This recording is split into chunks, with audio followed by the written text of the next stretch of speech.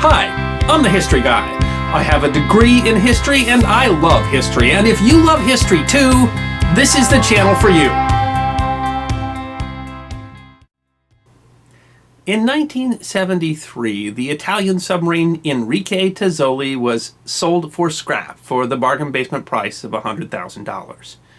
And that just seems an injustice, because that submarine, a Gatto-class submarine that had been given to the Italian Navy by the United States in 1953, was an extraordinary submarine who had seen some of the most extraordinary service of the Second World War. And so the amazing record of the Enrique Tazzoli, otherwise known as the USS Barb, the only U.S. warship to invade the Japanese home islands and the only known submarine in U.S. service to sink a freight train, deserves to be remembered.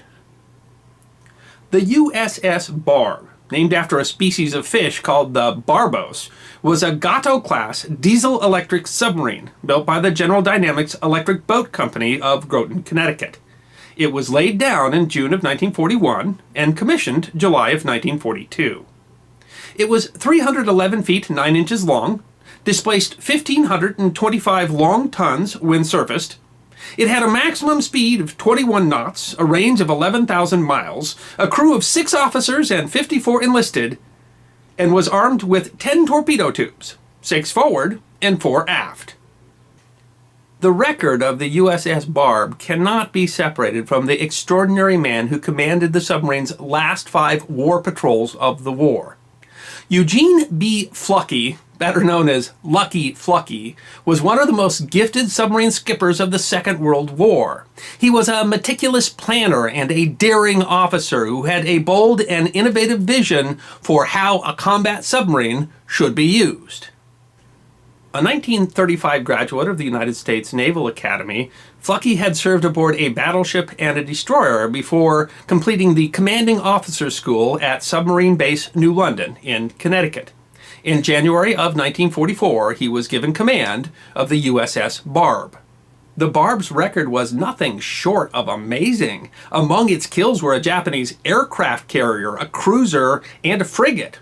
The Barb sank 29 enemy vessels just in the period from May of 1944 to August of 1945.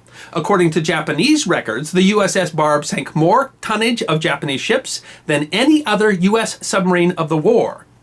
On January 8, 1945, the Barb set a record for the U.S. submarine service, sinking 6 enemy vessels in a single day. One of the most extraordinary submarine raids of the war occurred January 28th of 1945. Fluckey used a moonless night to sneak the USS Barb into a shallow, minefield-protected harbor on the China coast that the Japanese had been using to shield their merchant vessels from U.S. submarines. He found 30 enemy vessels anchored there. He fired 8 torpedoes and sunk more tonnage of enemy ships in a single attack than any other single U.S. submarine attack of the war. And then he outdashed the pursuit through the minefields and made it back to open sea. The daring attack earned Lucky Fluckey his second nickname, the Galloping Ghost of the China coast. The Navy Command's faith in Fluckey showed in that they allowed him a rare 5th War Patrol commanding the USS Barb. For the most part in the United States Navy, a submarine commander was only allowed 4 war patrols, after which the Navy decided that they would become either too cautious or too reckless. For this 5th mission, Barb requested that the Navy install 5 130mm rocket tubes on the deck of the USS Barb, giving the Barb unprecedented shore bombardment capability for a submarine. While rockets and missiles are commonly fired from submarines today, the USS Barb was the first U.S. Navy submarine to successfully employ rockets, destroying several factories and towns along the coast of Japan. One of the bombardment missions was so effective that the Japanese reported that they thought that they had been bombarded by at least 6 warships and a submarine. It was on this 5th patrol that Fluckey and the USS Barb went on perhaps their most famous raid. Anchored off the coast of Japan, Fluckey watched through his periscope as Japanese troop and supply trains moved along a railway along their coast. And so, on a moonlit night, the USS Barb sent 8 sailors in a rubber raft to go on shore and plant 55 pounds of explosives under the tracks, hooked to a detonator that would explode when the weight of the locomotive pushed down on the rail. When the explosive went off, the locomotive flew 200 feet in the air, and the entire train crashed down the hill into the ocean. The USS Barb is the only known U.S. submarine of the war to sink a freight train, and the action was the only U.S. land operation on the Japanese home islands in the Second World War. The record of Flucky and the Barb show on the submarine's final battle flag of the war. Flucky himself won the Medal of Honor and an astonishing 4 Navy Crosses. In addition, the crew won 2 more Navy Crosses, 23 Silver Stars, 23 Bronze Stars, 4 Presidential Unit Citations, a Navy Unit Commendation, 4 Navy and Marine Corps medals, 82 Letters of Commendation ribbons, and symbols representing 38 enemy vessels and 1 locomotive, shown here at the bottom, destroyed. The adventures of the USS Barb were so epic that the president himself, Franklin Delano Roosevelt, asked to be copied on all of Flucky's patrol reports. Once, while they were in Hawaii, FDR asked Flucky to drive the Barb at dangerous speeds just so that the president could take a film of the Barb going with all of its banners flapping in the breeze. But in the end, the success of Flucky and USS Barb was not just the luck of Lucky Flucky. He was a meticulous planner. He made very good use of the available intelligence and his own skills of observation.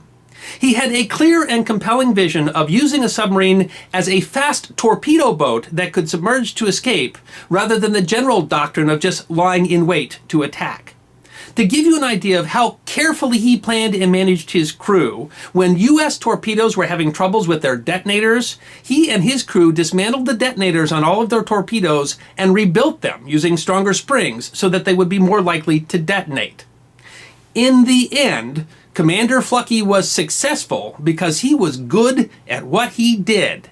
And perhaps no statistic shows that more clearly than the fact that in 5 war patrols in the U.S. submarine service, one of the most dangerous services of the war, not one of Flucky's sailors was killed or seriously injured.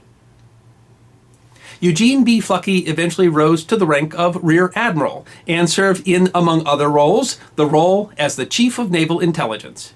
He retired from the Navy in 1972, and he passed away in 2007 at the age of 93. Lucky Flucky, the galloping ghost of the China coast. Gone, but not forgotten. I'm the History Guy, and I hope you enjoyed this edition of my series, 5 Minutes of History, short snippets of forgotten history, 5 to 10 minutes long. And if you did enjoy, please go ahead and click that thumbs up button that you see there on your left. If you have any questions or comments, please feel free to write those in the comment section, and I will be happy to respond.